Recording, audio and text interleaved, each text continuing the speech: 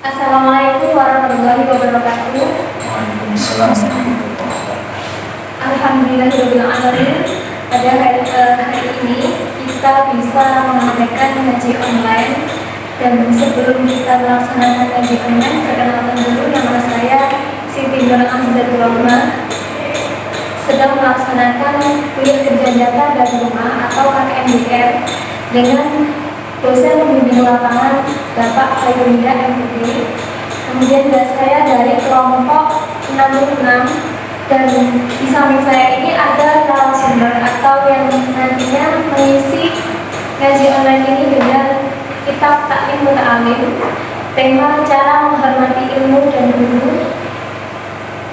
Beliau bernama Ustadz Khairul Anam, dan sekarang juga beliau jadi guru di Ilmudir. Untuk selanjutnya langsung saja dari beliau. Bismillahirrahmanirrahim. Assalamualaikum warahmatullahi wabarakatuh. Alhamdulillah bisyafa'ati Rasulillah bikaramati wa ilahi alhamdulillah Muhammad sallallahu alaihi wasallam wa ala alihi wa sahbihi wa zawjihi wa dhurriyyatihi wa ashabihi ajma'in. Assalamualaikum warahmatullahi wabarakatuh. Nas'alullah barakatuh wa karamati al-Fatihah. Bismillahirrahmanirrahim. Ya.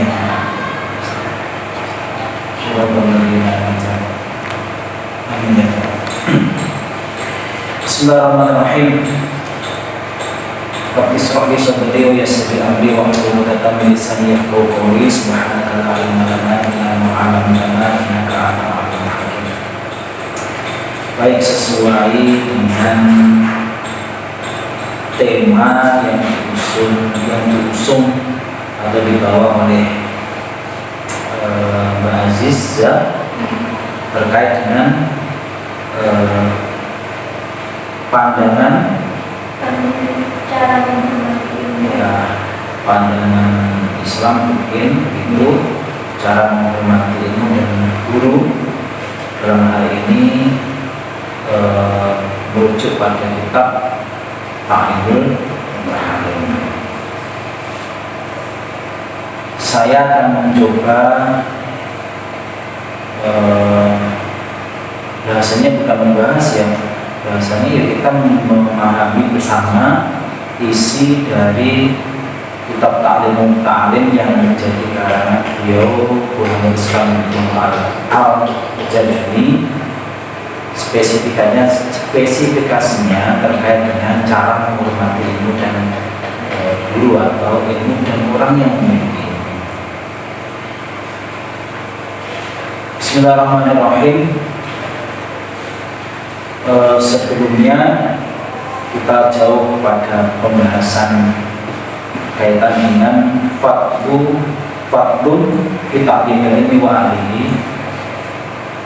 Mbak Azizah mesti insyaallah di pondok atau di madrasah sampai pada waktu dulu sama kiainya, ustadznya pernah juga diajarkan atau mempelajari kitab kecil yang luar biasa isinya, dan ini sama-sama karangan dari beliau Imam Al-Jazuli, pengarang kitab Taklimul Muta'alim, yaitu kitab Al-Alam. Di sana di awal dari zikir yang terdapat di Al-Alam ini, nadoman ini begini: Ala tanalul ilma illa bisittatin sa'umbika al-majmu ihabi bayannya. Bahwa kita di warning, kita itu dikasih pengertian. Ala tanalul ilma illa bisittatin, kita gak akan mendapatkan ilmu kecuali dengan 6 perkara: dukain, wahirsin, wastibarin, wa bulughatin, yang kelima wa irsyadi ustadin wa tulisan. Yang pertama duka. Orang yang ingin mendapatkan ilmu, cerdas itu adalah mudah. Cerdas adalah mudah. Artinya berakal, cerdas itu tidak berakal. Otomatis orang yang mencari ilmu dia memiliki akal yang sehat dan dia berakal. Dan maka hewan tidak berakal juga tidak mendapatkan ilmu seperti manusia. Yang kedua, wahirsin. Wahirsin itu mana Jawa namanya logo. Logo itu antusias. Antusias itu punya semangat, hobi dalam belajar. Dua. Yang ketiga, wastibain, sabar. Jadi jenenge wong pengen menggawe sesuatu itu harus diikuti dengan kesabaran. Termasuk apalagi ilmu yang luar biasa yang banyaknya tidak terkira itu harus penuh kesabaran. Wa bulughati. Bulugh niku kalau bahasa di kitab itu maknanya sangu. Sangu itu biaya. Kalau anak kecil memahami kadang-kadang diplesetkan. Lho Pak, Bu, iki lek kalau gurunya diomongi kalau ustaznya dikandani lek boten sangu maka sulit mendapatkan ilmu dan tidak maringi sangu sing oke semangat boten itu pasti sangu itu adalah biaya. Kemudian bahwa dalam untuk menuntut ilmu untuk belajar itu perlu sabar, saran dan prasarana di situ. Yang berikutnya wa irsyadul ustaz. Irsyadul tadi bimbingan dari seorang guru. Ini rukun utama mendapatkan ilmu. Dan yang ketiga, waktu zaman harus lama waktunya untuk mendapatkan ilmu yang mungkin banyak, lagi barokah bermanfaat yang harus berwaktu yang lama. Nah, stressing yang akan kita bahas kali ini adalah riset ustaz ini. Konteksnya ini adalah bimbingan guru.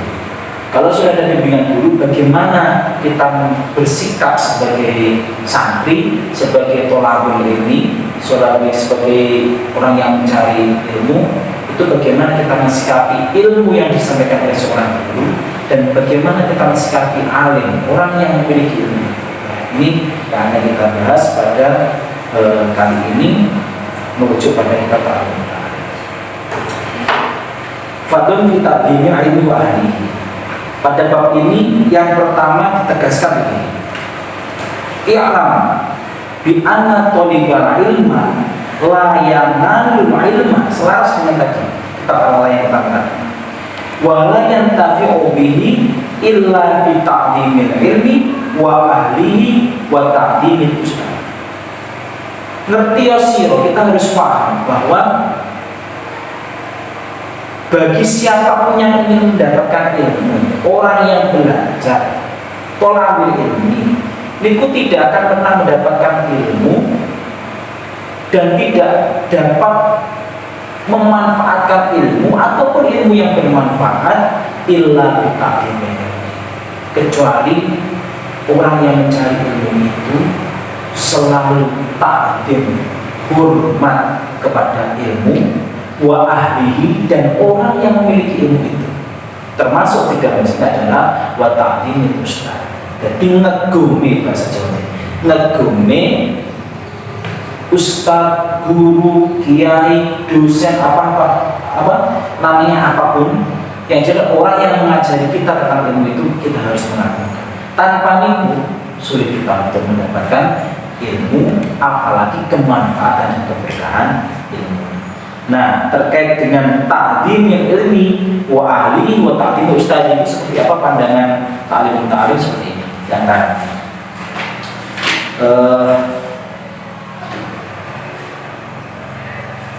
sebelumnya ini ada statement dari Ali bin Abi Thalib. Pada kitab ini di awalnya mengatakan qala Ali karamallahu wajhah. Ini terkait dengan ta'zim yang paling ta'zim. Kita harus tahu bagaimana posisi kita, memposisikan diri kita. Artinya posisi kita itu di depan guru itu apa dan siapa. Memposisikan diri kita, kita harus sadar bahwa kita itu orang yang sedang nuprih ilmu, orang yang sedang mencari ilmu dari seorang yang ahli ilmu. Ali bin Abi Thalib yang sama Kanjeng Nabi sama Rasulullah SAW disebut sebagai Ali itu adalah saya itu Rasul, saya itu adalah kotanya ilmu, sedangkan Ali adalah pintunya. Orang yang disebut sebagai pintunya ilmu Ali bin Abi Thalib itu mengatakan begini: Ana abdu man alamani. Aku ini adalah hamba sahayanya, saya ini adalah budaknya, begitu.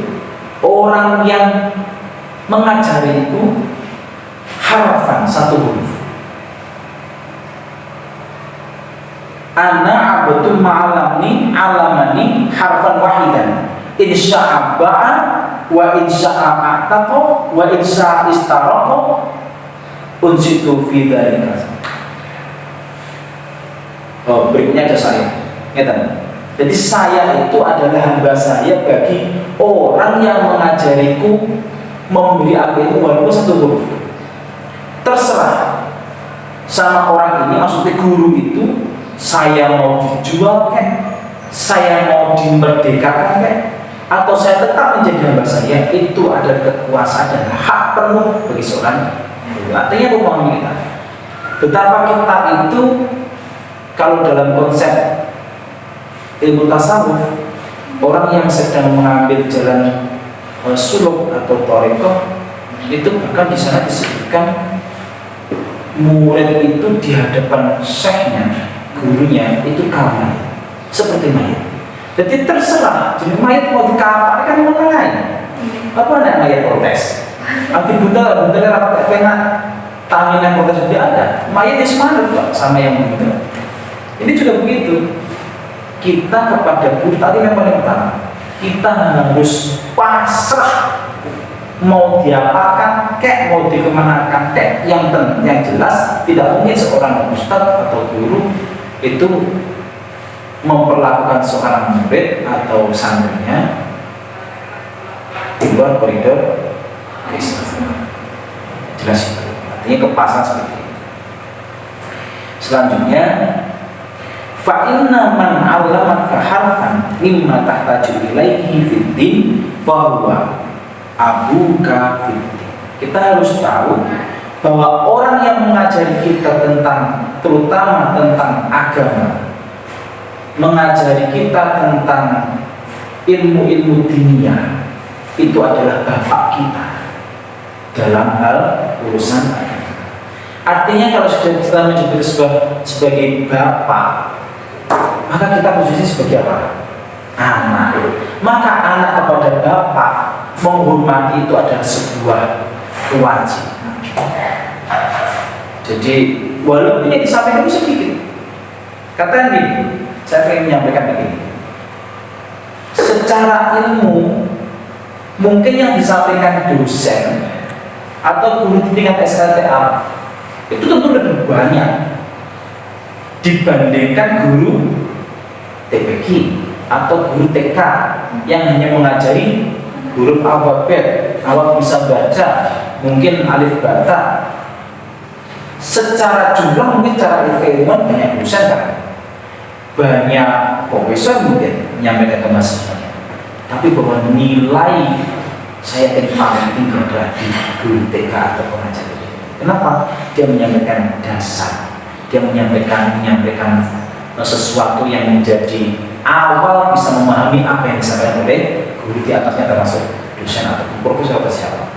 Maka walaupun kita mendapatkan ilmu sedikit pun dari seseorang secara jumlah, bukan secara maknanya, secara jumlah, kita berhak menganggap dia sebagai bapak kita. Kalau yang disampaikan itu betul-betul kita harus menghormati. Kemudian disampaikan juga dalam kitab ini,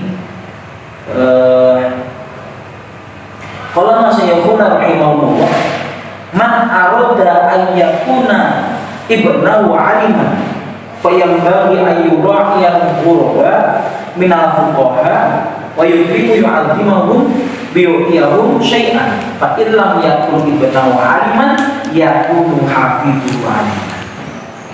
Tentu tidak ada orang yang tidak ingin jadi bintang. Namun orang sebodoh apapun, katakan saya punya murid banyak, itu heterogen kemampuannya. Anak yang kecerdasannya paling tinggi ditanya, nah sampean pengen jadi orang pinter apa orang bodoh? Jawabannya pasti orang pinter. Dia yang paling baca. Yang paling bawah IQ-nya, nah, saya pengen jadi orang pinter atau bodoh? Pertanyaan sama. Dia jawabannya pengen jadi pinter. Yang pertama yang cerdas kan ditanya pengen jadi pinter, perilakunya menghormati guru, perilakunya sergap perilakunya rajin. Yang tidak bisa tadi yang IQ paling bawah, bos bujai gampang malesan, orang pakai takdir guru, sakar video borosan, tapi dia tetap bercita-cita menjadi anak yang pintar, pengen jadi yang pintar. Nah, posisi kita terhadap guru, ingat di jawabannya tadi. Man aroda ayyakuna ibnahu aliman. Nanti kan nanti bahas jadi ibu. Mesti nanti juga ada bapak. Saya juga begitu. Siapa yang menginginkan punya anak yang pintar, punya anak yang alim, maka di sini sampaikan fayang bagi mongko sayujo ayu ra'iya al-hurma. Ya kudu gelem hormati nang kene ahli fikih, fuqaha itu orang yang ahli dalam bidang agama. Wa yukrimahu, kudu mulyani, kudu gelem bayu antimu, kudu gelem ngegumi. Wa yu'tiyahum syai'an. Kita kalau sedekah memberikan sesuatu, jangan lupa memberikan kepada guru-guru kita, terutama guru di bidang agama. Itu sangat dianjurkan. Fa'ilan yakun ibnu aliman. Pomo sampean sok ndak nemoni anak sampeyan kuwi enggak dadi alim, enggak dadi pinter, anak kita enggak jadi pandai, maka pengarang kitab sangat yakin bahwa nanti cucu kita yang akan pandai. Loh, apa ada manfaatnya bagi kita? Duriyah kita sampai manapun kalau dia alim, maka nanti akan tetap memberikan manfaat bagi bapaknya, kakeknya, buyutnya. Tetap itu konsep dalam Islam seperti itu. Jadi sekali lagi kembali ke kita saat ini. Walaupun kita ngapunten, sekarang saya sadar IQ itu nggak bisa diterbangkan, kecerdasan nggak bisa diterbangkan. Tapi saya harus yakin bisa untuk taatin nanggani guru. Saya bisa menghormati guru. Saya harus bisa semangatnya untuk sedekah kepada guru. Kalau kita bisa ngeguni wong, insya Allah anak-anak kita akan jadi alim. Kalau nggak anak kita, yakin cucu-cucu kita pasti. Lagi, kemudian sekarang pada poin utamanya bagaimana cara menghormati di antaranya tadi. Wa min tauqiril mu'allim Allah yang syi'a amama.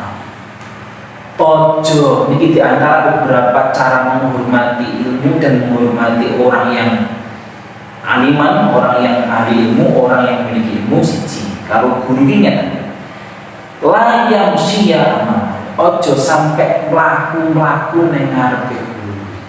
Ojo sampai, jangan sampai kita berjalan seenaknya di depan guru, kecuali sama terpaksa. Kita sama terpaksa, misalkan kita dipanggil guru.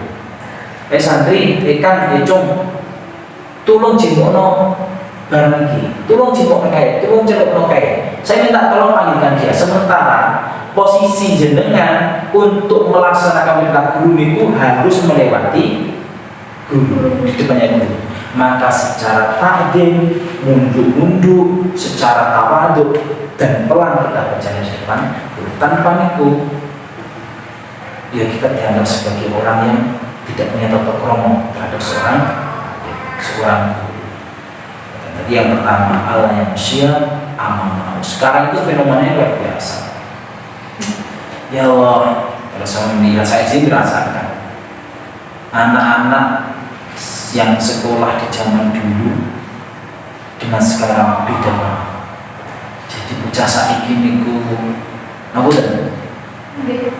di tataran anak yang belum balik, anak sudah balik kurang mengerti, bahkan sampai saya terpaksa mengatakan sampai dia yang menjadi maha dari santri, maksud saya mahasiswa, itu pun juga ada yang sama gurunya tidak taat dalam konteks ini, berjalan mengape gurune ya wis ngadeg jejeg nuwun sewu yo ana ucapane wis mlaku biasa ya. Kalau saya tahu belajar di luar negeri ya, saya tidak menyebutkan negaranya. Misalkan ada gurunya yang bilang gini, kamu saya pinjam pulpennya, saya pinjam pulpennya. Di luar itu biasa, pulpennya dilempar, ini teacher, ini guru, dilempar itu biasa. Maka ironis sekali. Kalau ngerti bahwa kemanfaatan dan keberkahan ilmu bagi kita itu melalui ta'zim kepada seorang guru, maka tidak ada hal seperti itu. Sama pasti punya teman-teman setelah kuliah sekelas yang bernormal. Ada yang ta'zimnya luar biasa, ada yang biasa-biasa saja, ada yang tidak punya sama. Jadi konteksnya berjalan di depan guru itu dilarang, itu maksudnya berjalan tanpa adab. Baik guru itu dalam kondisi di dalam ruang belajar, duduk, ataupun di luar, ketemu guru di depan lapangan katakan. Ya kita harus sebisanya menghindari berjalan di depan kita. Kalau kita sedang mau menuju kemana, kemudian melihat guru sedang berjalan pada arah yang sama, kita harus menunggu dulu biar guru, sang kiai, sang ustadz berjalan dulu baru kita. Itu demi takdir, demi memuliakan ngabukan seorang. Yang kedua, wala yang jadi sama karena ojo sampai nenggoni lungguwe panggonan lungguwe guru. Sekarang terbiasa saya itu nyenani murid-murid saya itu gini. Con, ojo di mana guru enggak parah minggu begini guru. Apa yang diucapkan? Kok doain. Gurunya pelit, bangunnya kok ramai. Memang bentuk bangunnya sama, mestinya sama seperti ini, tapi ya maklum lah. Jadi orang orang membantah, orang nggak percaya, dia kembali juga kepada ilmunya. Kalau nggak ngerti bagaimana, maka saya tuh berpikir dari dulu, kudunya kitab taklim seperti ini itu harus diajarkan awal setiap majelis ilmu, madrasah atau umum kayak yang sifatnya nanti atau pendidikan umum yang sifatnya di situ banyak muslimnya, apalagi di pesantren ini, saya kira ini adalah kitab wajib yang harus diajarkan lebih awal sebelum materi pelajaran berikutnya. Karena apa? Demi manfaat dan barokahnya sebuah ilmu. Jangan sampai kalau teman kita biarkan. Artinya kita bilang yang bagus, kalau kamu ya biasa. Mungkin Pak Aziz juga pernah lihat temannya dulu, lah gurunya pun ngedal ke kelas, sudah keluar dari kelas, sudah wis mau bangunin guru ini dilingui, bahkan bagus saya itu pernah diajak-ajak ngetok sepatu demi munggah-munggah. Ya Allah, lembian nomor jenenge pernah belajar taklim tindakan. Yang berikutnya, wala yang tadi bil kalami indau illa bi'idni. Jangan sampai kita itu bicara mengawali diksi guru ustadz ya. Jadi misalkan bahasanya ini, kita semua kepada kiai, kita semua kepada guru. Tunggulah guru itu untuk menanya apa maksud kedatangan, apa baru kita bicara. Kecuali salam, assalamualaikum mungkin, tapi aja sampai kita itu intinya ngeronyol-ngeronyol ngomong sauri guru nih. Wala yas'alu syai'an idza ma'ati. Aja sampai kita itu nanggene guru, apalagi guru agama kita, ustaz kiai kita itu menanyakan sesuatu yang sia-sia. Misalnya mantung ya. Ini kau jangan nopo, sayurnya nopo. Punya ini tuh biasanya remenangi istirahat dan pudi apa punya ini hobinya nopo itu sia-sia. Maka itu termasuk kalau ada santri, ada kiai, ada siswa yang menanyakan hal yang sia-sia maksud di luar ilmu yang lebih esensi. Maka ini termasuk bagian dari tidak mengagungkan ilmu dan ilmu. Wa yura'il waqta wa la yaduqqal baba bal yasbiru hatta yakhruj. Ngeten. Lek kita sowan kepada seorang guru, seorang kiai, harus sabar. Dalam arti kalau saya sudah maklum, sudah tahu bahwa guru kiai kita itu sudah masih berada, artinya ada di dalamnya, ada di rumah beliau, sedang kita ingin menemui, ya jauh bentar-bentar duduk-duduk ke susun guru. Kadang-kadang adanya kita sowan yang gini, ya ini di pondok itu biasanya ada kangnya dulu yang mau menemui siapa, menemui kiai, mau apa ini tunggu dulu ya. Walaupun 1, 2 jam, 3 jam ditunggu, harus sabar. Itu cara menghormati seperti itu. Saya pengalaman dengan teman-teman waktu saya sowan bareng-bareng, dia pengen ngomongin silaturahim kepada Mbah Yai Jalil di Pondok Peta Tulungagung, ya kita harus sabar sampai berjam-jam, bahkan kita antri untuk bisa bertemu dengan beliau, bahkan bertemunya sebentar hanya untuk sekedar bersalaman. Itu kalau santri itu salaman dengan guru, masya Allah biasa. Kalau sudah bisa nyucuk astani kiai, itu sudah sesuatu yang sangat berharga.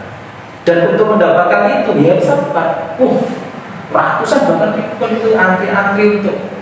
Ya alhamdulillah pada waktu itu kami dari Maron, sementara punya pertama beliau itu adalah dari Maron, Masjid Al-Ummi itu, dan kita berangkat dari situ. Jadi ya alhamdulillah agak diprioritaskan. Jadi baik segera tahu dari mana tamunya, dari Maron beliau segera keluar. Jadi yo tetap antri tapi tidak selama yang lain. Jadi itu pengalaman dan seharusnya kita mau gitu. Jadi kita memenuhi dosen kita memenuhi guru kita dalam bahasa kita terhadap guru kita di Sanawiyah, di MI, dan guru kita, atau kita ustadz kita di TPA, TPI madrasah, ya kita harus sabar seperti itu. Niku, itu adalah beberapa bentuk menghormati. Berikutnya, wa min tauqiru auladihi wa man yata'ala qawmihi. Dan di antara menghormati ngegune ilmu dan ahlinya ilmu, niku tauqirul auladi. Kita harus menghormati juga kepada anak-anaknya. Kalau misalnya gus-gusnya, ning-ningnya, baik itu masih anak-anak terlebih sampai dewasa. Saya itu ingat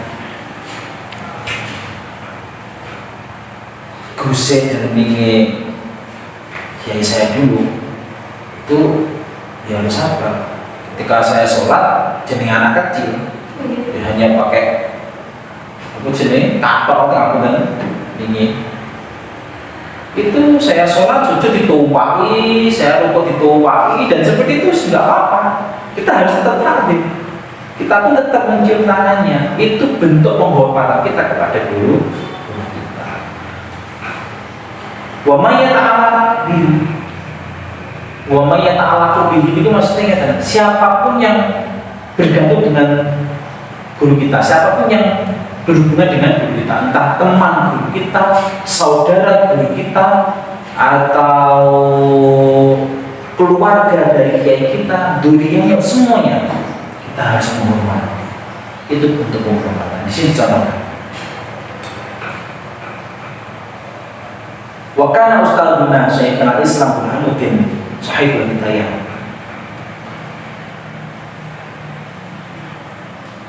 yuki anna wahidan min kubari Imam Bukhari kana yajlisu majlisan darsa wa kana yakumu fi khilal darsa ahyanan fasa'alahu an dhalika faqala inna bana ustadi yal'abu ma'as sibyani fi sikati wa yaji'u ahyanan ila masjidi fa idza ra'aitu wa aqwamu lahu ta'ziman li ustadi wal qadi imam tasbih.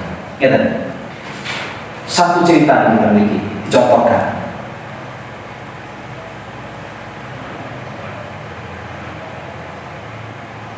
Imam Burhanuddin Sohibul Hidayah niku nate berada di satu majelis ilmu dan niku sering ngadep linggone. Kemudian selesai majelis ilmu ditanya sama teman bahasa kasarnya, ya apa salah nyapa ngadep linggone nyapa? Dia menjawab, kenapa saya berdiri? Karena saya melihat anak dari guru saya melihat anak dari kiai saya.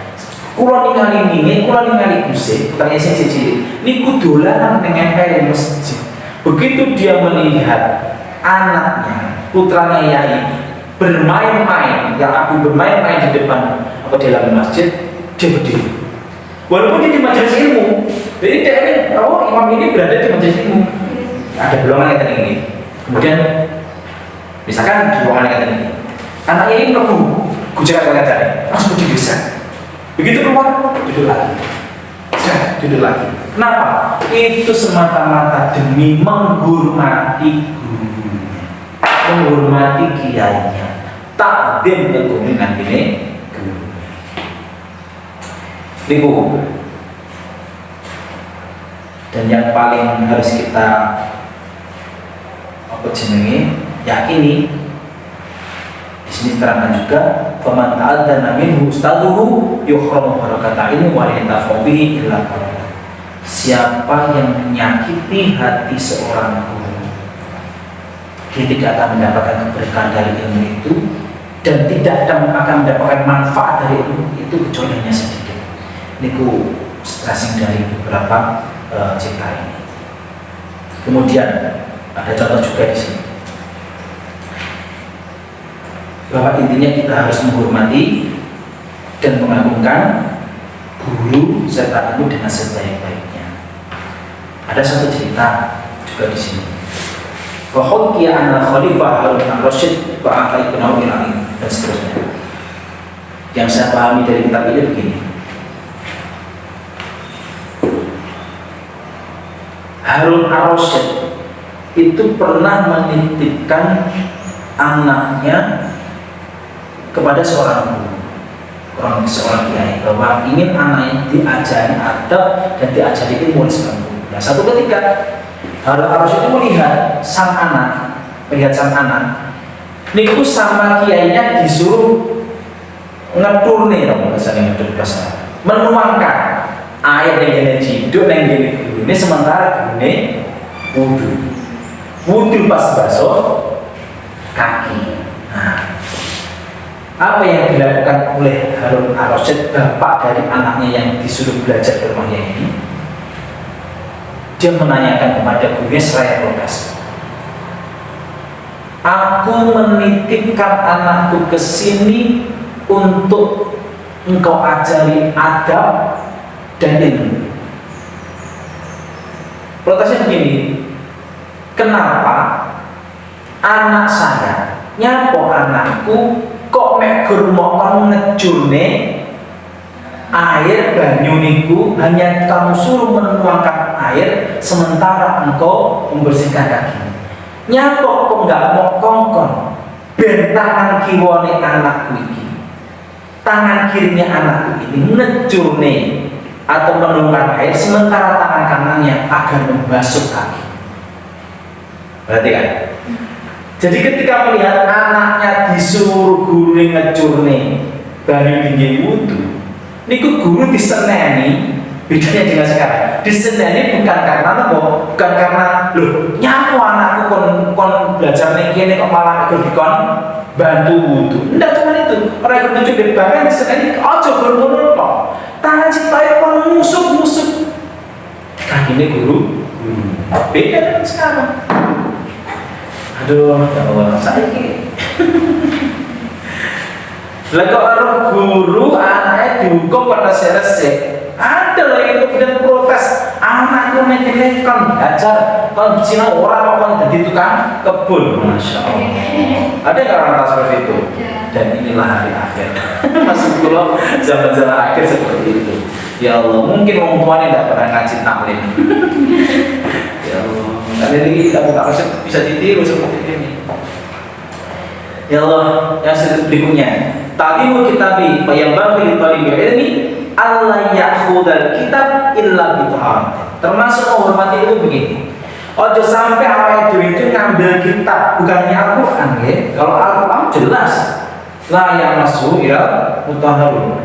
Buku kitab seperti ini, entah itu buku matematika, buku IPA, buku bahasa Indonesia, apalagi kitab-kitab agama, ta'limul ta'lim, ala hikam atau apapun lah kitabnya.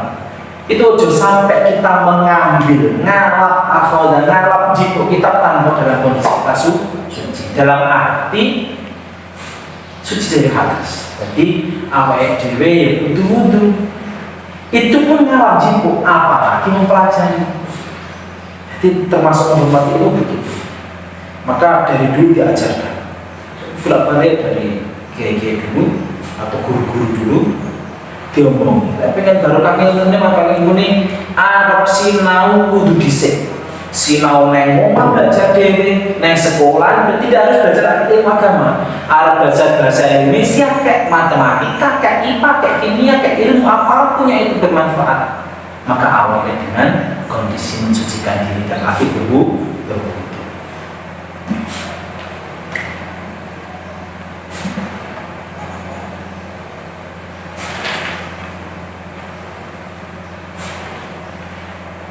Ada cerita juga di sini. Wasyaihu Imam Syamsu, Al-Imam Syamsul A'immah As-Sarhi rahimahullah. Karena mab'unan wa kana yukariru fi lailatin fatawaddu fi tilka sab'a asratan. Insyaallah imam ini pernah satu kali belajar apa ngentat sampai 17 kali. Ya mungkin karena cerita di sini laki-laki masuk angin, semacam masuk angin kan. Akhirnya sering kentut batal. Maka sepanjang batal itu setiap kentut wudu sinau. Kentut wudu sinau sampai pitulas, pitulas. Ya Allah. Maka di sini karena bahwa beliau sangat yakin bahwa dengan kesucian itu maka ilmu itu akan kita dapat dengan mudah. Satu yang kedua dengan penuh barokah, dengan penuh manfaat. Lawang wudu itu nur gitu. Karena kan sudah belajar mungkin bahasa, sudah sering dengar dari kiai-kiainya. Oh, besok itu kalau perbedaan antara umat Kanjeng Nabi dengan yang lain itu berada di bekas wudunya. Semua anggota badan yang pernah dibasuh wudu itu nanti dia memiliki akan bercahaya, Nah, ilmu itu juga cahaya, al-ilmu nur. Maka ketika kita belajar kemudian dalam kondisi bersih, artinya suci, maka ketika cahaya ketemu cahaya, maka akan menjadi sangat terang. Nah, maka ya seharusnya kita menghormati ilmu dengan cara jangan sampai kita belajar itu tanpa diawali dengan wudu. Berikutnya wa minat ta'dhimil wal wajibi alla yamud dari jalahu ila. Menghormati ilmu ojo sampai linggu, jangan sampai duduknya itu diselonjorne nang arepe. Nah, jadi termasuk apalagi guru. Jadi tidak boleh belajar itu beralasan juga apa kemudian sekiranya diselonjorne, sekiranya pecah-pecah di sana. Tidak boleh. Berikutnya wa yadau kutub tafsir fawqa sa'ir kutub ta'lim. Orang oleh daerahnya kitab-kitab tafsir yang juga kitab-kitab liyane. Yang kitab tafsir itu sama karena kitab Al-Quran Muslim kan tafsir dari sebuah Al-Quran. Aja sampai ada kitab-kitab buku misalkan ini kitab tafsir Jalalain, tafsir Qutubi, kemudian ada buku sejarah budaya Islam atau laptop atau buku apa itu paling boleh. Tidak boleh, apalagi ini sama kita kalau nggak paham, apalagi numpangnya sedia HP tumpangnya kono hotel tidak paham. Wala yadau ala kita di syaitan. Aja dari apapun di atas kita sendiri. Kemudian Yang berikutnya, cara menghormati ilmu. Min ta'dimil ilmi, ta'dimu syuraka'i fi thalabil ilmi wa tasawi ta'allamu min. Yaitu menghormati teman yang lagi belajar. Itu salah satu menghormati ilmu ada. Jadi enak kancane sebab sing sinau diganggu. Dan sekarang sudah jadi tradisi kan biyen ya. Enak kancane sinau diganggu. Enak saya diusili. Itu enggak apa. Ya ta'ala minhu. Dan orang yang mengajarkannya. Apa enak modele murid atau kalau santri jarang ya, maaf. Kalau saya bilang santri itu apa? Santri itu identiknya kepada orang yang belajar di pondok pesantren. Kalau murid sesuatu di sekolah umum sebagainya. Itu biasanya ada yang guru menerangkan dia nyocok sendiri atau bantah atau apa. Itu kurang mengagumkannya. Jadi nanti resikonya kepada kemanfaatan dan berkah-ilmu itu sendiri. Niku mungkin yang ini yang terakhir terkait dengan bagaimana menghormati ilmu. Wa yanbaghi li thalabil ilmi alla yajlisa qariban min al-ustadi illa salam. Yang ghairi dharirin la yanbaghi an yakuna bainahu baina ustad qadara qawasi fa innahu aqrabu ila al-ilm. Aja sampai ada ilmu itu terlalu mepet kan guru. Digambarkan di kitab ini ya pada jaraknya minimal sepanjang busur panah. Pulang lagi sepanjang busur panah. Itu akan terlihat lebih menghormati daripada lingkup mepet. Itu lah memang itu dikersani sama guru nih. Seperti pada waktu baiat di kok misalkan itu biasanya sama gurunya diduduknya dan boleh ditempelnya di pepetnya, itu kan permintaan guru. Tapi kalau kita duduk sowan itu sampai ini boleh mepet-mepet walaupun barangkali yang kita jadikan guru ini sudah lalu. Dulu itu teman saya TK, dulu itu teman saya SD, itu teman apa jenenge, teman saya apalah gimana, teman saya boleh lupa. Walaupun sedekat apapun kalau kita sudah maklum dia menjadi seorang yang dihormati secara umum, entah itu kiai, ustaz atau apapun, maka kita juga harus menghormati walaupun ada riwayat kita teman akrab, konco sakana, konco adus barang-barang pasti. Tapi maka seharusnya ketika dia sudah maklum, apalagi anak kita, oke, biar konco ngalir, biar anaknya kira ngerago-ngerago, harus tetap dijaga jalannya dengan sebaik-baiknya. Niku terkait dengan beberapa hal untuk menghormati seorang guru dan ilmu. Nah, fenomena hari ini luar biasa. Maka tadi saya katakan kudune setiap jenjang sekolah itu diajarkan dulu taklim untuk menciptakan kelompok kromo. Sama kan sudah, sama mahasiswa mestinya juga dengar juga beberapa kali akhir-akhir ini beberapa tahun yang lalu dibuatlah kurikulum yang berbasis karakter, gitu. Itu apa sih karakter itu maksudnya? Ya untuk menjadikan anak itu berkarakter, terutama pada waktu itu yang jadi paling esensial adalah membentuk akhlaknya, membentuk watak akhlaknya, pendidikan karakter. Nah, hal ini mungkin motivasinya ya karena melihat prihatinnya para remaja di Indonesia yang sudah cara bahasanya atau pramanya sudah tidak karu-karuan. Nah, di pondok pesantren karakter itu sudah pembelajaran hari-hari, maka ngapunten kadang-kadang kurikulum ini bagi madrasah kadang-kadang ya diguyu. Nah, ini sudah kebiasaan saya. Karakter di situ diawali dengan basmalah dan sebagainya. Itu sudah kebiasaan di lembaga ya.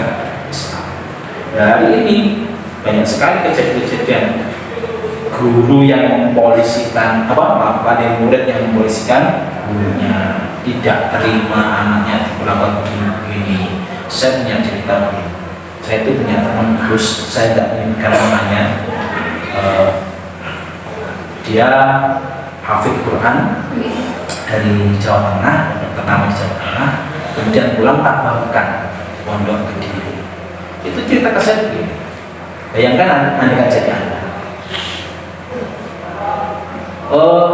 salah beberapa hari ngomong mutus kang santri kan aku cerita iki pulang gini ditimbali pulang ini yang teman saya datang tanpa ada sabab dan musabab, artinya tidak ada hal yang membuat jadi alasan. Datang tampar dia, powok sudah kembali kawan. Besok lagi sampai beberapa kali. Iya, tengok pokok lagi. Aku ini bilang apa kau tak?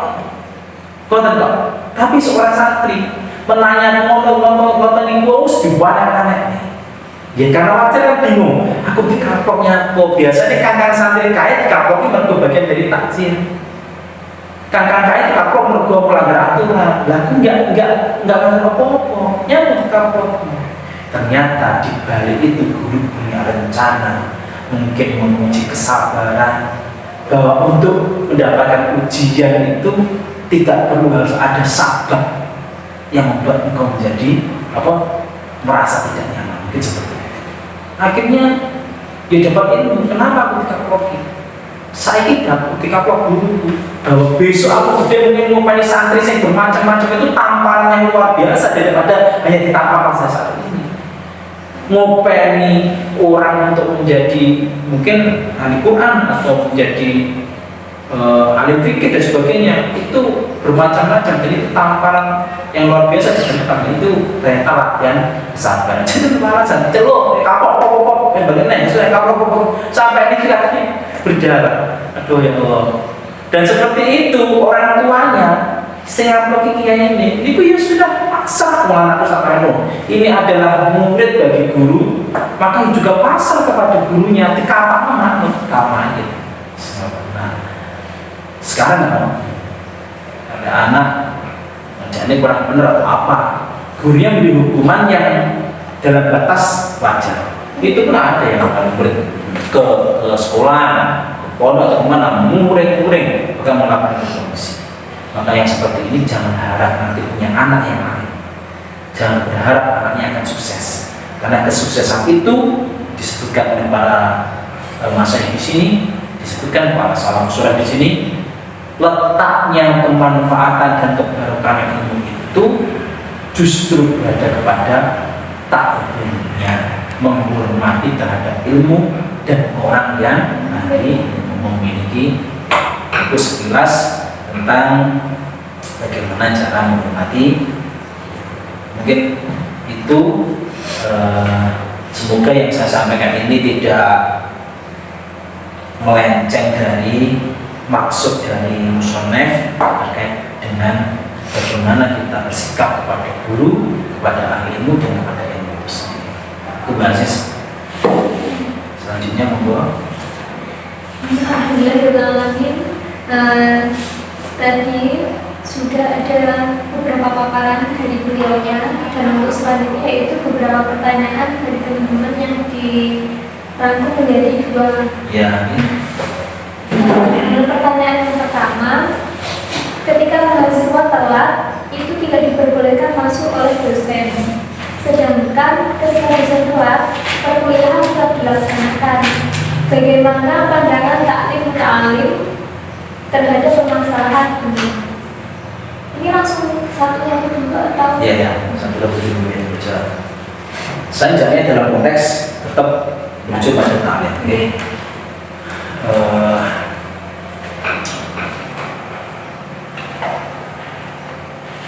Satu kasus yang sudah itu lama kejadiannya.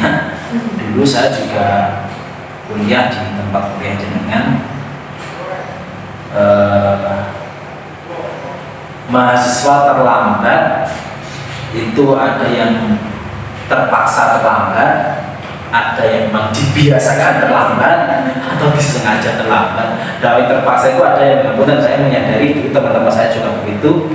Ada yang karena dia sambil menghidupi dirinya sendiri, jadi semangat kuliahnya luar biasa, akhirnya dia nyambi kerja karena kondisi tertentu dan karena hal tertentu akhirnya terlambat.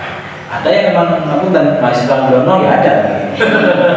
Jadi Glono itu memang ditelak-telak nih. Nah, fenomena ada pertanyaan, kalau mahasiswa terlambat nyapa adalah ragu, tapi kalau dosennya terlambat tetap masuk dan kita tidak bisa terlambat. Gak usah lupa terlambatnya nggak bisa. Dulu saya dapatkan awalnya. Saya pernah punya dosen yang itu ngapunten, saya ngomong gini, di mata teman-teman itu dosen ini disebut dijuluki dosen killer. Dosen killer siapa? Yang menurut teman-teman mahasiswa ngajarnya angel, bijinya angel, terlalu disiplin. Itu begini, ketika dosen yang lain masuk jam 8, dia minta, dosen ini minta masuk jam 6 kan. Jadi jam 6.00 kalau enggak berada di kursinya, jam 6.00 itu masih dibuka. Begitu datang anak, assalamualaikum, dosen menyampaikan, silakan ditutup pintunya dari luar. Berarti tidak boleh, berarti datang itu ditutup, dia di luar, tidak boleh masuk. Nah yang seperti ini, kasus seperti ini kalau dilihat dari konteksnya taklim, ya harus pasrah. Kalau engkau pengen barokah ilmu dari dosen itu, makanya jangan masuk. Sadari bahwa Anda terlambat. Dan aturannya, dosen ini buat aturan kalau Anda terlambat, tidak boleh masuk, ya ikuti.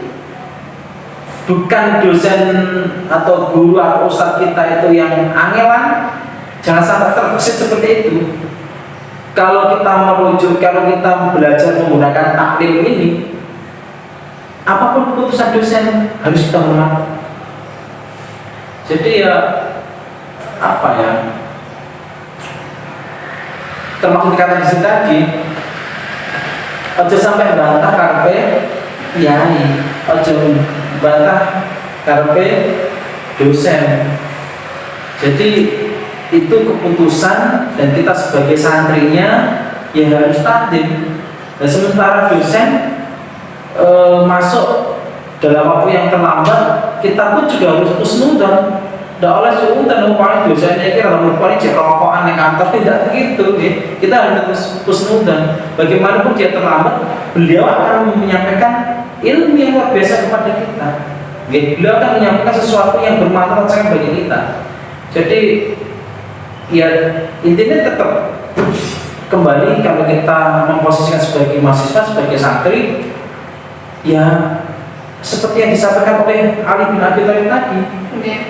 Saya di depan orang yang mengajari pusat huruf, saya sebagai budak. Jadi saya mau dijual ya monggo. Orang yang mengajari pusat huruf itu, saya mau dimerdekakan ya monggo, atau saya selamanya dijadikan hamba saya, jadikan budak ya monggo, terserah. Kita pun jadi mahasiswa begitu. Saya terlambat, ini kesalahan saya, walaupun kesalahan itu bukan disengaja. Maka sebagai mahasiswa itu sikapnya harus dirujuk. Tapi begini, sekarang kita demokrasi belajar. Saya dulu juga begitu. Jadi ada kontrak belajar kalau biasanya dari awal dosen dengan mahasiswa itu bisa dibicarakan. Dalam hal ini dibicarakan bukan berarti kita merebut hak prerogatifnya seorang dosen harus bagaimana kepada sebenarnya setengah begitu memang. Tapi kalau dosen itu kadang-kadang ada yang juga guru, juga ada yang bisa memahami ini. Kalau mungkin guru di tingkat SD, MI, sama hanya jelas mereka anak-anaknya masih anak-anak kan? Artinya kegiatannya hanya sekolah. Tapi kalau mahasiswa, seorang dosen, ya harus tahu bahwa mahasiswa itu tidak semuanya yang belajarnya dihidupi oleh orang tuanya. Kadang-kadang belajar ada yang hidupi diri sendiri, sehingga dia ada kegiatan yang lain untuk menghidupi dirinya, untuk membayar kuliahnya dan sebagainya. Maka kadang-kadang ada dosen yang bijak, kontrak belajarnya misalnya gini dari awal. Nanti selama kita belajar ada toleransi terlambat 15 menit. Setelah itu tidak boleh masuk. Maka sikap yang paling tepat bagi mahasiswa ketika datang lebih jam sudah lebih dari 15 menit, enggak usah 30 menit. tunggu dosen sampai keluar, begitu keluar sampaikan permohonan maaf dengan arif dan sebutkan alasan yang bisa diterima. Itu bagi saya sikap yang paling tepat juga dirujuk atau dicocokkan dengan bagaimana sikap itu sesuai dengan taklim. Itu terkait dengan pertanyaan nomor 1. Berikutnya ada masih sesuai yang itu Bapak, terkait dosen, misalkan jam kuliahnya itu sudah selesai, ya. terus dari dosennya itu sudah membolehkan untuk keluar. Nah itu kita sebagai mahasiswa itu ya keluar atau menunggu dosennya itu keluar dulu. Oke, sikapnya bagaimana ketika jam perkuliahan sudah selesai, sementara dosennya masih belum keluar-keluar? Sebaiknya kita keluar apa menunggu dosennya? Kalau taklim konteksnya taklim tadi begini, jangan sampai kita berjalan di depan guru. Ojo mlaku di sini guru, mungkin dijabarkan lagi. Jangan berjalan di depan guru, ojo mlaku di sini guru. Jangan menyalip guru yang berada di depan kita. Misalnya kita numpak motor, guru ini nitih kendaraan motor, kita juga naik, guru ini nitih kendaraan 75, kita naik Rexall atau naik apa jenenge kendaraan balap. Walaupun guru pelan-pelan, sebisa mungkin kita jangan sampai tetap ngomong. Dan terkait dengan itu, saya kira ya sebaiknya kita harus pahami kenapa dosen pun nggak keluar. Ketidakkeluarannya itu kita lihat bahwa beliau masih berkemas-kemas dengan buku-bukunya, berkemas dengan laptopnya atau apa. Terlihat toh beliau segera keluar enggak. Kalau begitu kita paham beliau akan segera keluar karena hanya untuk berkemas-kemas kita tunggu. Saya yakin kalau kita semuanya di situ atau 1, 2, 3 mahasiswa tetap di situ, sementara dosen belum keluar, saya yakin seorang dosen yang bertanya, loh Mbak, loh Kang, Mas, kok belum keluar? Baru itu adalah perkataan yang disampaikan oleh dosen itu adalah membuka ruang bagi kita, sama dengan mengizinkan kita untuk mengkonfirmasi. Ngapunten Pak, mohon maaf Pak, sebagai hormat saya menunggu jangan keluar. Oh nggak apa, bisa langsung. Oh nggak apa-apa, saya akan keluar. Oh saya masih menunggu mahasiswa selanjutnya. Saya tidak kembali ke kantor. Silakan. Nah kalau itu berarti kita sudah mendapatkan izin dari seorang dosen atau seorang kiai yang mengajarkan di dalam ruangan itu. Jadi sikapnya seperti itu. Itu pun nanti kita berjalan harus setakdim mungkin, sebaik mungkin, sekala mungkin, dan seramah mungkin kepada dosen kita. Ingat kalau diceritakan di sini tadi bahwa hal apapun, ucapan, perbuatan, tingkah laku yang membuat dosen kita atau guru kita, kiai kita itu sakit hati, maka kita tidak akan pernah mendapatkan keberkahan dari ilmu yang kita dapat, dan kemanfaatan pun juga kalian sedikit sekali. Terkait dengan bagaimana sikapnya kalau ada dosen tidak keluar-keluar, bisa dikonfirmasi dulu dengan sebaik-baiknya dan kita lihat kenapa kok nggak segera keluar. Kalau masih berkemas-kemas itu saja. Ada lagi? Ada Pak, mungkin ini pengalaman dari saya sendiri. Ya. Dulu itu waktu masih SMA itu kan berangkatnya naik motor. Kebetulan saat berangkat itu di depannya itu ada gurunya juga, dan beliaunya itu naik sepeda. Dulu berangkatnya naik motor. Dan kebetulan berangkatnya itu mepet jam. Oh iya. Terus mau nunggu beliau kan memang nggak boleh mendahului dia di belakangnya dulu. Tapi sudah mepet jam, akhirnya saya itu mendahuluinya, terus gitu menyapa gurunya. Apa tadi itu pripun Mbak?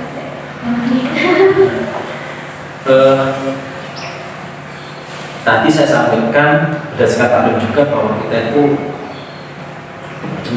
macam-macam bicara, kekerasan bicara jangan sampai mengungguli kerasnya bicaranya.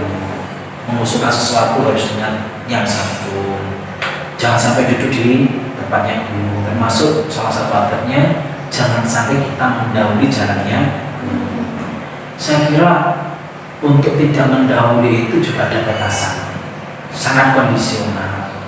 Begini, kalau kasusnya seperti itu, kan mesti berpikir begini, ya kayak guru, telat dan hukum, laku telat. Kalau begitu pikirannya, aku dihukum, ya apa? Maka alternatifnya ya dengan taqabbalallahu minna wa minkum, maksudnya semoga Allah mengampuni ya. Saya kira apa yang jenengan lakukan sudah tidak masuk kategori tidak menghormati guru. Artinya jenengan nyalin, mendahului dengan menyapa, mendahului dengan nuwun sewu, itu saya kira juga diperbolehkan. Nah, dalam konteks tidak boleh mendahului tadi, tidak boleh mendahului jalannya guru, itu jika kondisi kita luang-luang saja, kita nggak segera mau kemana, nggak ada tuntutan apa, ya repot ya. Kalau misalkan saya tahu di depan ada kiai saya jalan-jalan pagi, saya mengatakan istri saya sedang mau melahirkan, terus saya naik motor. Nah kalau saya nunggu kiai jalan tadi, ya sih melahirkan di jalan kan. Nah, maka alternatif mungkin menurut saya yang bisa diambil, kalau jalannya cuma satu itu, silakan untuk menyalip dengan nuwun sewu, dengan menghormati, kulon ini, ngapunten dan sebagainya. Saya yakin itu nggak apa-apa. Kalau mungkin ada alternatif jalan lain, ambillah jalan lain untuk menghormati. Dan hal itu semua dilakukan semata-mata hanya kita untuk takdim nanya guru kita. Walaupun sakjane kita salib pun beliau tidak akan marah, beliau pun disalib biasa. Tapi kita sebagai murid, santri, ya kita harus menjaga itu sebisa mungkin. Tapi dalam kondisi tertentu, insya Allah itu akan diampuni, akan tidak menjadi masalah. Artinya tidak kena hukum ilmunya nggak bermanfaat, tidak kena hukum ilmunya nggak barokah karena kondisi. Itu saya kira seperti itu. Barangkali ini ada satu lagi. Dalam belajar sedikit ilmu yang ada itu kan diberikan atau agar bermanfaat kepada orang lain. Bagaimana ketika orang lain memberi kritik kepada, misalkan saya itu memberikan ilmu sesuai yang saya punya, biar ada bermanfaat. Tapi ada orang lain itu mengkritiknya sok tahu atau seperti soal tentang agama. Biarkan saja. Artinya begini, Rasulullah SAW itu diangkat oleh Allah menjadi nabi, kemudian menjadi utusan itu hanya untuk menyampaikan. Tapi kita lihat Rasulullah dalam menyampaikan, mulai dari sembunyi-sembunyi sampai terang-terangan, apa berhenti Rasul dari berlawan? Mulai dari keluarganya sendiri, orang dekatnya, orang di luar keluarga, memusuhi atas risalah yang disampaikan Rasul. Tapi Kanjeng Nabi itu tabligh, menyampaikan, tugasnya menyampaikan, urusan dari urusan Allah. Jadi dimanapun yang namanya menyampaikan kebenaran itu pasti berbenturan dengan yang hak, itu pasti berbenturan dengan yang batil, dan yang hak pasti menang, yang batil mesti kalah. Itu harus kita yakin. Jadi kalau ada teman yang bahasanya mencibir atau kan itu sudah biasa sekarang ya. Nek bocah rapat dengan dibudoi malah ngelawan sok suci, sok ngalim dan sebagainya. Ya kan, kita tetap menyampaikan kebenaran. Rasul menyampaikan balighu anni walau ayat, sampaikan dariku walaupun satu ayat tentang pelajaran sebagai Rasulullah, tentang Al-Quran, tentang apapun yang jadi tuntunan Rasulullah, hadis Rasulullah, sampaikan. Bilisan, bil akan, bil ilmi, terserah. Komentar, kalau komentarnya itu membangun, kita respon. Tapi kalau yang seperti tadi, biarkan saja. Walaupun anjing menggonggong, kafilah tetap berlaku. Jadi jangan sampai hati. Justru kalau jangan sampai sakit hati. Justru kalau ada seperti itu jadikan cambuk, jadikan cambuk. Seraya memang. Betok memang kajian Nabi. Kalau kajian Nabi ketika berdakwah demi diancam sampai sahabat sing paling enggak telatenan. Kajian Nabi jalan tiga pulang deh, pulang jotosannya pulang patahnya dan sebagainya. Kajian Nabi ojo sabar. Itu karena dia belum tahu. Akhirnya kajian Nabi ya bapak doa kepada Allah. Allahumma hdi qaumi fa innahum la ya'lamun. Ya Allah berikan petunjuk kepada mereka karena sesungguhnya mereka belum tahu siapa aku dan siapa engkau.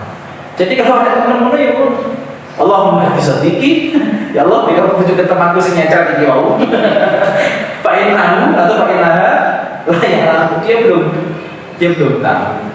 Itulah. Jadi justru semakin kita menyampaikan banyak tantangannya, akan semakin semakin keren kita ya, semakin keren dan kamu akan semakin besar pahalanya.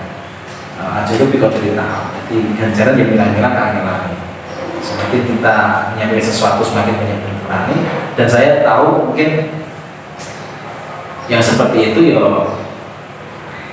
banyak faktor, bisa iri, bisa jahilun faktor, waktu bodoh lintek dan pol-polan. Dia nggak tahu apa-apa, kemudian ya daripada nggak ngomong juga bisa mungkin seperti itu. Jadi kalau ada zaman seperti itu, biarkan. Nanti intinya gitu, kalau kita punya sesuatu yang baik, apalagi kita agama, kita itu hanya bertugas untuk menyampaikan Allah yang memberi hidayah pada mereka. Terus bapak karena ngolong-ngolong kayak apa-apa sebelum boleh berjina gitu loh. Bukan kita egois nih, bukan kita egois karena kita anggui dan ini mesti kurang semakin nggak baik, bisa jadi kita malah yang niat kita menjadi salah gitu. Itu sok suci dia aku artinya nih loh, kita yang jadi jelek itu sikapnya. Ada lagi. Nah ini saya ingin berpesan lagi.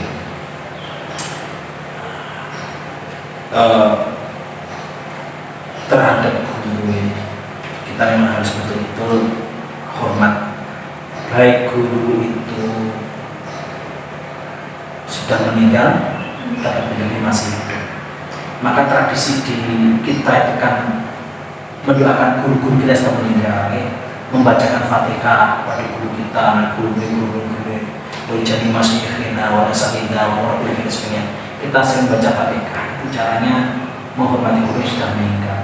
Dan itu ditentang sama beberapa kalangan, bid'ah katanya. Bid'ah itu bid'ah itu matekai gurune, bid'ah itu gak pernah diajarkan sama Rasulullah. Lah Rasulullah itu mau fatihah kepada siapa? Kalau kita kan punya guru, dan itu salah satu bentuk taklim kita itu membacakan fatihah. Dan kita harus memahami kenapa kita bisa pada guru. Ini ada hadis yang sahih luar biasa, kita harus tahu inna dunya mal'unatun ma fiha illa dzikrullah wa ma wala aw aliman atau muta'alim. Jadi dunia ini seisinya dilaknat oleh Allah kecuali dzikrullah wa ma wala, kecuali ingat Allah, zikir dan apa-apa yang mendukung zikir itu, termasuk aliman, orang yang ilmu, atau aliman, orang yang belajar. Maka kepada teman belajar, kepada guru, termasuk yang membantu zikir, buku-buku pelajaran, kitab-kitab, itu kita harus hormat. Dengan begitu, kalau sebenarnya kita tidak hormat kepada guru, teman yang belajar, jangan-jangan sampai jangan-jangan nanti kita masuk pada golongan dunia yang dilarang oleh Allah. Jadi makanya setelah belajar ini, manis dan ilman, walam yastadbudan, lam yastadbun Allah yang mudah. Semoga setelah belajar ini kita indah hidayah dari Allah. Karena siapa yang bertambah ilmunya tidak bertambah petunjuknya, maka tidak semakin dekat dengan Allah tapi semakin jauh. Maka dengan belajar ini semoga kita jadi santri, jadi mahasiswa, jadi apapun kita yang tetap menghormati guru kita, menghormati ilmu, baik guru kita itu sudah meninggal maupun terlebih masih. Semoga bermanfaat bagi kita semua. Itu saya kira. Sekali lagi saya mohon maaf jika dalam penyampaian saya ini mungkin ada kurang pasnya, tapi saya berharap semoga apa yang saya sampaikan ini tidak melenceng, diridhoi oleh masyarakat. Semoga bermanfaat. Terima kasih. Allahumma barik. Assalamualaikum warahmatullahi wabarakatuh.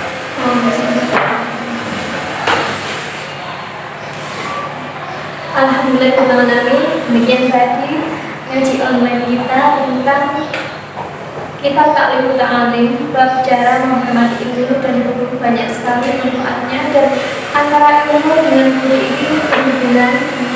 Kita sepatutnya tetap taklim kepada guru agar ilmu yang diberikan sama guru itu bermanfaat dan barokah. Sekian, wassalamualaikum warahmatullahi wabarakatuh. Waalaikumsalam.